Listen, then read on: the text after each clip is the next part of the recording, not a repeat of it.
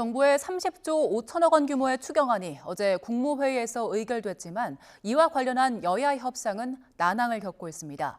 이런 가운데 이종석 국정원장 후보자 인사청문 경과보고서 채택을 위한 국회 정보위 전체 회의는 갑자기 취소됐습니다. 국회 취재기자 연결해서 자세히 알아봅니다. 황보혜경 기자.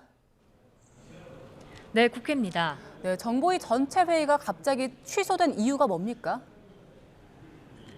네, 국회 정보위원회는 오늘 오전 10시 전체 회의를 열고 이종석 국정원장 후보자의 인사청문 경과 보고서 채택 여부를 결정할 방침이었습니다.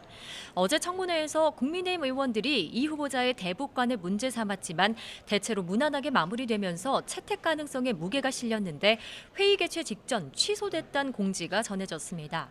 정보위 야당 간사인 국민의힘 이성권 의원은 후보자의 대북관과 안보관 등에 대한 의혹이 해소되지 않았기 때문이라며 취소 배경을 설명했습니다. 이에 대해 민주당 정보위원회 위원들은 입장문을 내고 야당 측이 첫 인사검증부터 쉽게 합의해 줄 수 없다는 입장을 전해왔다며 중대한 인사 문제를 정쟁 도구로 삼는 건 무책임한 정치 공작이라고 비판했습니다. 네, 새 정부 추경안을 두고도 여야 논의가 계속 평행선을 달리고 있지요. 네, 다음 주 월요일 추경안이 국회에 제출될 전망이지만 추경안 심사를 위한 여야 협의는 진통을 겪고 있습니다. 민주당은 다음 주에 본회의를 열어 절차 논의에 들어가자고 야당에 제안했습니다. 공석인 국회 예결위원장을 선출한 뒤 즉시 심사에 돌입해 6월 임시국회 종료일인 다음 달 4일까지 본회의 의결을 마치겠다는 계획입니다. 김병기 원내대표는 최고위원회의에서 국가적 위기 극복을 위해 추경안과 민생법안 처리가 시급하다며 야당의 협력을 거듭 촉구했습니다. 하지만 국민의힘은 예결위원장과 법사위원장 자리를 요구하며 원구성 협상을 선제 조건으로 내걸고 있어 협의가 지연되고 있습니다.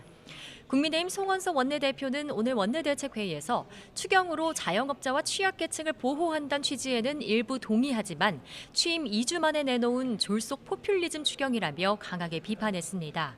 또 전체 예산 절반이 현금성 지원에 쓰인 호텔 경제 학식 대국민 실험이라면서 경기 진작 효과보다 물가 자극과 국가 채무 증가 우려가 크다고 지적했습니다. 조속한 추경 처리를 위해선 야당 협조가 필요한 상황인데 오는 22일 이재명 대통령과 여야 지도부 오찬 회동에서 대통령이 직접 이와 관련한 언급을 할 가능성도 있습니다.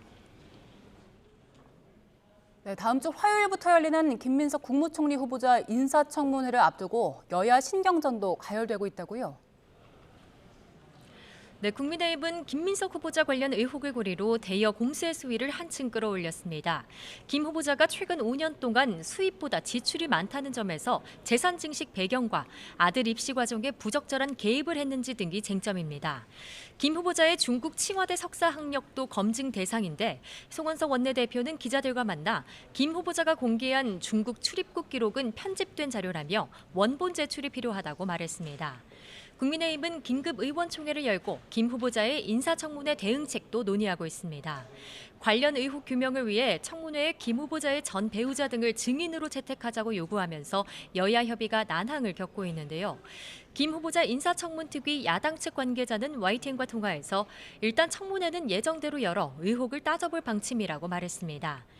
민주당은 야당이 매일 김 후보자 관련 의혹을 제기하면서 새 정부 발목 잡기를 한다고 비난했습니다. 문진석 원내수석부 대표는 라디오 방송에서 재산이 2억 원인 사람에게 재산 문제를 제기하는 건 과도한 정치적 주장이라고 지적했습니다.